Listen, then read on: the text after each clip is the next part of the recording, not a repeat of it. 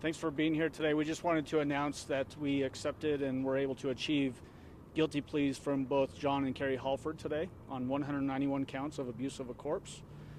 The significance of this is important because it does require, according to the plea agreement, that they will both spend between 15 and 20 years in Department of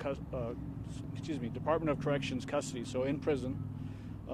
These sentences would conceivably run concurrent to any prison sentences that they get in the federal system. And the sentencing for this is set for April 18th next year at 9 a.m. Obviously this case has been a huge emotional struggle for all the families that are present, that have been present with us throughout this case and will be present with us going forward into April of next year. The impact on these family members has been immense, something that people cannot imagine what that impact would be like. It's just something that strikes at the very core of trust. And when you're going through life experiences of loved ones and having somebody violate that trust is something that they'll likely never recover from.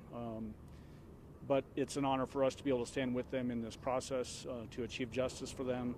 It's also an honor to work alongside some really important people that were involved in this investigation. First and foremost, Randy Keller, the coroner down in Fremont County, Alan Cooper, the sheriff down in Fremont County. The FBI was instrumental, the resources that they brought to the table, especially Andrew Cohen, who was with us throughout this case. Just instrumental, the help that they gave us. And then locally, our own coroner, Leon Kelly, and his team, the effort that they went through to identify as many bodies as they could, to give answers to the family members so that they could have some sort of peace through this process was very important. And Dr. Kelly's team was instrumental in that process, along with Randy Keller down in Fremont County.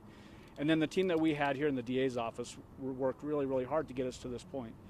That team was led primarily by Chief Deputy DA Rachel Powell and then Senior Deputy DA Shelby Crow. They both worked tirelessly on this case, have worked very closely with the victims to make sure that they understand what's happening in the case and how we get to this point today, and then what that looks like going forward towards sentencing.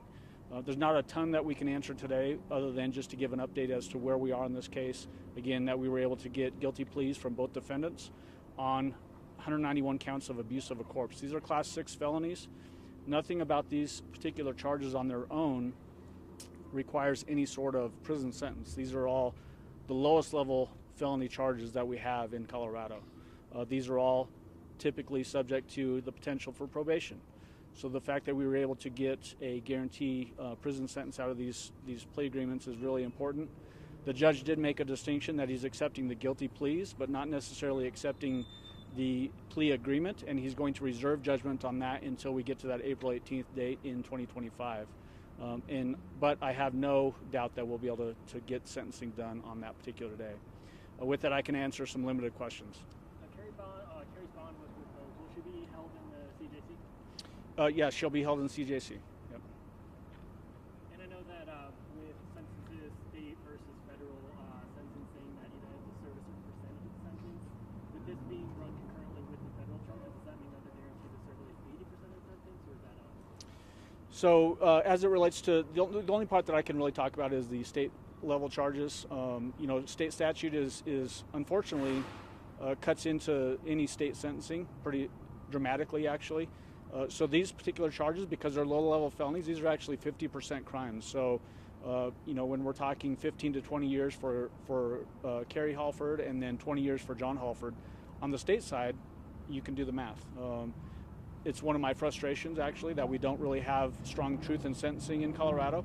It leaves victims, without answers that they deserve to have, which is they want to know exactly how long somebody's going to serve in prison. It's something that we need to change in Colorado, but we'll leave that for another day. Just to clarify two things really quickly, are they in state or federal custody? So if you noticed, the attorneys for John Hallford asked for the writ to be canceled. That means he will be transferred back to federal custody. He was here on a writ, meaning that he was transferred from federal custody to state custody for this hearing today. When that writ gets canceled, he then gets transferred back to federal custody and will be held there. Carrie Hallford will be held at CJC on state custody. I just want to make sure I was understanding you correctly. You had mentioned that it's like a guaranteed sentence. They do not have a possibility of parole? Well, parole is something that happens after they serve their sentence. They don't have a possibility of probation. Right.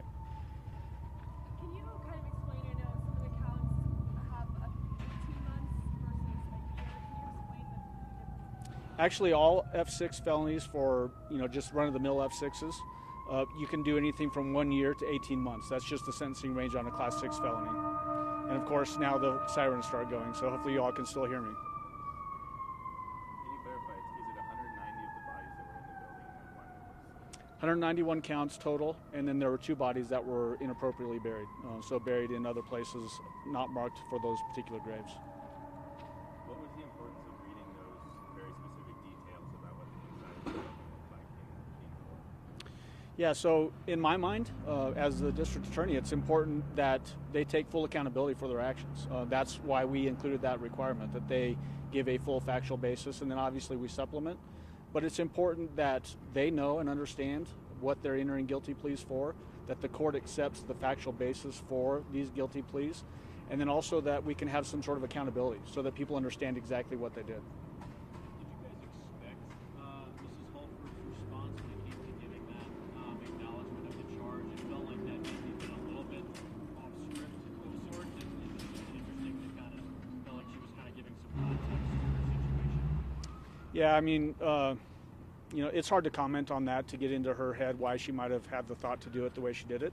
Again, though, it's just important that she was able to give a factual basis, and then we supplement it to support the guilty plea. Would you mind kind of recapping some of those additional details that you guys supplemented in the courtroom today? Those additional details that we supplemented really are to make sure that we satisfy each element of the individual charges. That's really what that's all about. According to court documents, the last ones I looked at, and I've been on the case for a little bit, count 261 was related to federal fraud charges. I was wondering if you can state whether the counts were reclassified or removed from all?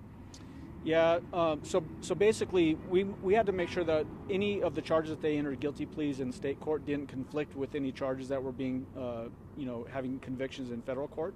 So that's why that distinction is made. Yeah. And then I think what we'll do is we'll go ahead and wrap it up today, and then obviously when we get to that sentencing, and if we are successful getting through that sentencing, we'll have a much more in-depth press conference at that time. Thank you, everybody.